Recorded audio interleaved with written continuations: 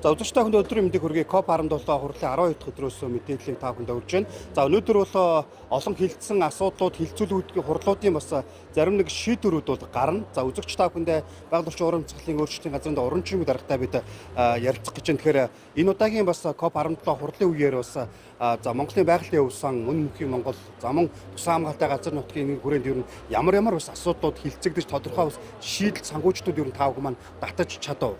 За энэ удаагийн зөрчилдөө тэмцэх конвенцийн талуудын 17 дугаар багварл үнэхээр чухал үр дүнтэй болж өнгөрлөө гэж дүгнэж байна. Тэгэхээр ялангуяа манай байгалийн өв сан Монгол улсад тусгай хамгаалалтай газар нутаг байгалийн нөөцийн хамтын менежмент, байгаль хамгааллын байнгын тогтвортой санхүүжилтийн хөтөлбөрийг хэрэгжүүлж эхлээд жил гарan 2 жил болох чинь. Тэгээ энэ хүрээндээ бид нар 71 сая долларын хөрөнгө оруулалтыг олон улсаас бол босгосон байгаа. Энэ хөрөнгө оруулалтаа амжилтаа хэрэгжүүлэхийн тулд талуудын уулзалт, за 5 удаагийн өөр санамж жижигийг бас энэ хүрээнд байгуулж чадлаа. Тухайлбал Чингис хаан нэгдэл сантаа хамтраад байгаль хамгаалал, биологийн олон янз байдал, газрын доройтол, бэлчээр, нүхэн сэргээх, дүүцүүлэн хамгааллын том бодлого байгаль орчны хуулинд туссан байдаг боловч энэ хэрэгжилт хангалтгүй байдаг. Энийг урагшлуулахын тулд санамж жижиг байгууллаа. Ингэснээрээ бид нар цөлжилт газрын доройтлыг бууруулах, хамтын менежментийг бий болгох, тусгай хамгаалалтай газар нутгийн экологийн коридор бүс нутаг, биологийн олон янз байдлын асуудлыг хүндэт тавьсан санамж жижиг байсан. За мөн тусгай хамгаалалтай газар нутгуудад орчны бүсийн иргэдийг дэмжих ногоон зээлийн санамж жижиг банкуудаа байгуулж чадлаа. За мөн олон улсын түвшинд бол маш олон байгууллагууд бидэртэй хамтарч ажиллах саналуудыг тавьсан уулзалтуудыг зохион байгууллаа. Бас нэг амжилттай юм бол тусгай хамгаалалтай газар нутгийн улсын төсвөөс гадна олон улсын санхүүжилтийн механизмыг бий болгох санамж жижгүүдийг бас байгуулж чадлаа.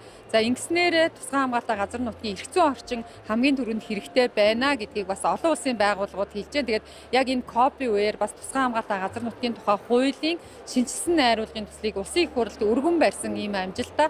Тэгээд нээлттэй 200 гаруй хүмүүст олон нийтэд бас тусгай хамгаалалтай газар нутгийн тухай хуулийн шинжилсэн найруулгын төслийг танилцуулж, ялангуяа тогтвортой аялал жуулчлал нь өөрөө эдийн засгийн том боломж байна гэдэг судалгаагаа танилцуулсан. За энэ судалгаагаар бид нар бас маш тодорхой тоо баримтыг бас хэлж болно. Өнөөдрийн яг энэ тусгай хамгаалалтай газар нутгийн түшгэлсэн аялал жуулчлалаас бид нар нэг тэрбум төгрөгийн орлогыг олж болж байгаа бол хэрвээ бид нар яг энэ байгалийн өв сангаараа дамжуулаад олон улсын стандарт шаардлага шалгуур үзүүлэлтэд нийцсэн тогтвортой аялал жуулчлалыг хөгжүүлж чадах юм бол 2030 он гэхэд бид нар 2.3 тэрбум төгрөгийн жилд ийм санхүүжилт босгох боломж байна гэдгийг олон улсын судлаач нартайгаа хамтарч ийсэн судалгааныхаа тайлан өнөөдөр танилцуулсан. За мөн хөдөө аж ахуйн салбарт яг зөвхөн хамгаалаад хав дараад хадгалах биш, байгалийн нөөцийн хамтын менежментийг хөгжүүлж бэлчээр, за дээрэс нь яг нөгөө байгалийн нөөцийг зөв зохистой нутгийн иргэдийг түшгэлсэн хамтын нөхөрлөл, байгалийн нөөцийн хамтын менежментийг байгуулснараа яг орон нутгийн хамгаалал бий болох юм байна гэдэг асуудлуудыг тавилаа.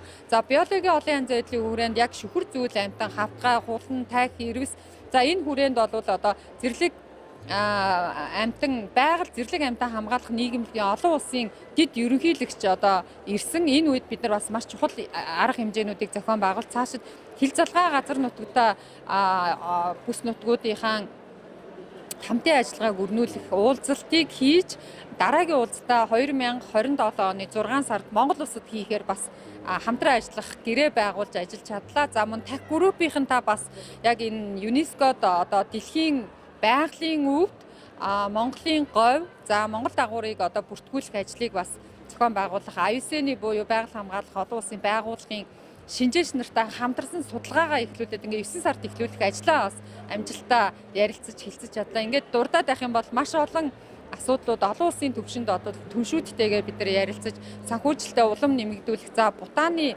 маш том байгалийн өв сан, байгалийн тогтвортой санхүүжилтийн механизмыг Бутан анх манлайлж явж байгаа. Дараа нь Монгол улс орсон. Тэгээ энэ туршилгаа бас хамтран солилцох уулзалт, туршлага, арга хэмжээг зохион байгуулах ийм уулзалтуудыг хийж амжилттай боллоо. За бид нар бас ногоон бүс дээрээ маш том байгаль павильоныг 12-ноос эхлээд 28-ны хооронд зохион байгуулсан. Олонд өдөрт 1 сая ивент гэхэд үдээс өмнө, үдээс хойш дандаа өдөрт 2-3 сая ивент зохион байгуулж байгаа. 1 сая ивент дээр 30-аас 45 хүн бол шууд суудалд дүүрээд босоогоороо. За тэгээд бид нар бас энэ хүрээнд байгаль орчны салбар төдийгүй бусад хамтын ажиллагааныхаа хүрээнд олон нийт рүү чиглэсэн арга хэмжээгээ хүүхэд залуучуудын экологийн боловсрол яг биднийг ойлгох хэмжээний бас бид нар хүмүүст өөрсдийгөө таниулах хэмжээний арга хэмжээнийг зохион байгуулах хүмүүсийнхаа бас санал бодол солилцсон ийм чухал уулзалтуудыг бас энэ 12 хоногийн турш бол тасралтгүй зохион байгуулж чадсанаар үнэхээр чухал үр дүнтэй болоо байгаль орчны салбарын яг уулзах цэг өнөөдөр энэ КОП байлаа. Дээрээс нь яг энэ тус хамгаалалт газар нутагт амьдарч байгаа нутгийн уугуул иргэдийн бас амжиргааг дэмжих зам тодорхой хуулинд бас зүйл заалт орж байгаа. За мөн залуу малчдын бас энэ дуу хоолойг энэ удаагийн коптер бас сонсон илүү бас үр дүнгээ өгөх цаашаа бас хэрэгжүүлэх ажлын бас нэгэн томхон гарч шийдлүүд бас гарч байгаа шиг байна. За бид нар зөвхөн танилцуулгаас гадна малчтайгаа сонслоо. Бид нар яг жижиг ингээд дид төслүүдийг хэрэгжүүлсэн чинь бидний хүлээлтээс өндөр том үр дүн гарсан байсан. Манай одоо говийн малчин эмэгтэйчүүдийн манлайлал хөтөлбөр маань бас одоо дэлхийн байгаль WCS байгаль зэрлэг амьтан хамгаалах нийгэмлэгийн төсөл бол үнэхээр чухал үр дүнтэй. Нэг малчин эмэгтэй одоо шууд тэн дээрээ одоо нөгөө нөхөрлөлөө байгуулад нөхөртөөгөө хоёулаа одоо тэнд уралдаан зарлаад тэгээ өөрсдөө санаачлах ёстой. Бид нар өөрсдөө одоо шийдвэр гаргаач гэж хэлэх биш, шийдвэр гаргалтанд оролцох ёстой. Бид нар энийг өөрсдөө эхлэх ёстой гэдэг маш олон арга хэмжээ зохион байгуулснаа өнөөдөр бас яг энэ арга хэмжээнүүд үеэр танилцууллаа. За дээрэс нь бас нөгөө ойн малчин эмэгтэйчүүд ойн нөхөрлөлүүд бас яг Монголын байгаль орчны эмэгтэй манлайллыг үзүүлсэн чуулга уулзалтыг бас форумыг бид нар хийж амжилттай. Тэгээд тэднэрийгээ сонсохоор бидний ч бодоогүй асуудлуудыг тэд нар маань яг газар дээрээ хийгээд за одоо л энийг яг хуулинд оруулж өгч тусгаж батлуулж бидний эрх зүйн орчныг яг ингэж баталгаажуулж өгөөч гэдэг. Тэгээд яг эрх зүйн орчныг шинжилээд явж байгаа энэ үед яг амьдрал дээр болж байгаа арга хэмжээ нь яг давхцсан аюул сайхан ийм уулзалтууд, хилцүүлгүү, санал зөвлөмжүүд гарлаа. Энэ бол үнэхээр үр дүнтэй байлаа. Хамгийн нэг чухал асуудал бол бас нэг энэ Монголын онцлог юм байна. Хэдий бид нар олон улсын эрдэмтэн судлаачийг олон улсын байгууллагыг оролцуулсан уулзалт хилцүүлэг хийхэд дараагийн удаа бид нар бусад оронд очиж туршлагаа ярих ийм сайхан бас урилгуудыг хүлээж авсан.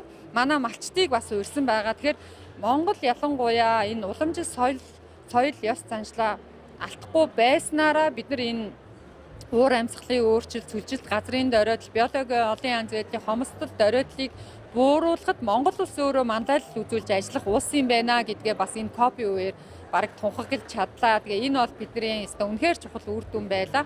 Ялангуяа манай малчид бол өв тээгчд юм байна. Тэгээд зүгээр одоо манай малчин нэг дашням гээд манай нөхөрлөлд ажилладаг малчин хэлэхэд бид нар одоо таргуныхаа одоо байгаа байдлыг хараад хаагуур эдэлж байгаа хизээ одоо яг орж байгаа гарч байгаа нүхээ хизээ бэлдэж байгаа тий хизээ одоо ичих гээд байна гэдгийг нь ерөөсөө бид нар ажиглаад л ингээд л өвөлдөө бэлддэгэ гэдэг ийм сонирхолтой ярилцлага өгсөн чинь бүр тэр гадныхан бол үнэхээр та нарын энэ малчидчин судлаачид юм байна штэ. Энэ датагаа та нар цуглуулдаггүй, энийг ажилтгүй.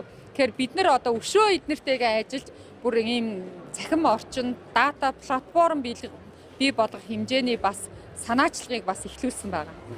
Таны хувьд үгдийн КОП 17 урлаас хувийн талаасаа болон салбарын яам талаасаа за энэ дээр олон үр дүнгууд гарсан байна. За цаашдаа илүү сайжруулах бөгөөд бодлогын түвшнөөс анхаарах зүйлэг юу байгаа гэж ажигласан байна. За бид нар ер нь дотроо яриад идэг юм байна. Ер нь салбар дотроо л ярьдаг юм байна. Одоо ингээд манай салбарыг ойлгодгоо, за мөн ойлгодог.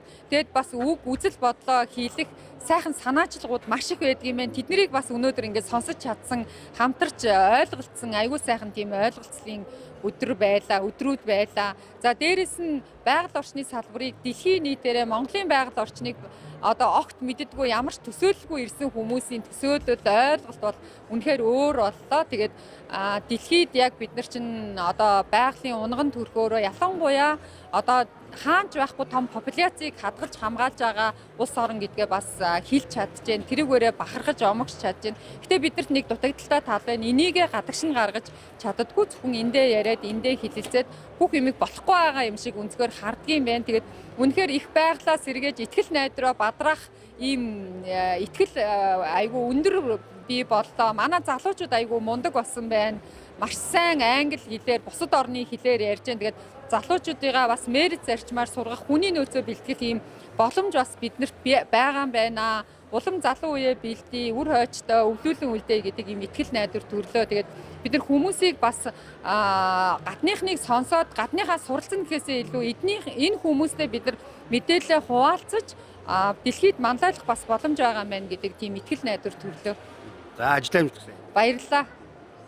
За үзэгч та бүхэндээ бид COP17 12 дахь өдрөөс мэдээллийг хүргэж байна. Тэгэхээр мэдээж энэ COP17 хуралдаараас бол олон одоо үр дүнтэй алхмууд, олон боломжууд бол бий болсон. За гэхдээ энэ үр дүн гарсан шийдлүүдийг цаашдаа илүү бодит ажил хэрэг болох тал дээр илүү анхаарах нь бол одоо улс орнуудын өөрсдийнх нь одоо хариуцлага үүрэг байгаа. За тэгэхээр мэдээж энэ өдрүүдэд хилэгдсэн, ярилцсан энэ хурлуудын ач холбогдлуудын бас эрэм дараалтыг гаргаж тодорхой шийдлүүд гарна. Ирэх 2 жилийн хугацаанд бас ямар асуудал дээр илүү одоо санхүүжил татаж тэрийг илүү үр дүнтэй бодит ажил хэрэг болгохын чиглэлээр улс орнууд нас нэгдэж нэгдсэн нэг шийдвэр бол гаргах нь одоо зөв өсний хэрэг. Тиймээс байгаль орчны салбарын бас төлөөлөлөө өөрсдийн энэхүү 12 өдрийн турш хилцсэн асуудлаар тодорхой үр дүнгууд гарсан анхаарах зүйлс байгаа гэдэг зүйлийг бас бидэнд мэдээллээ.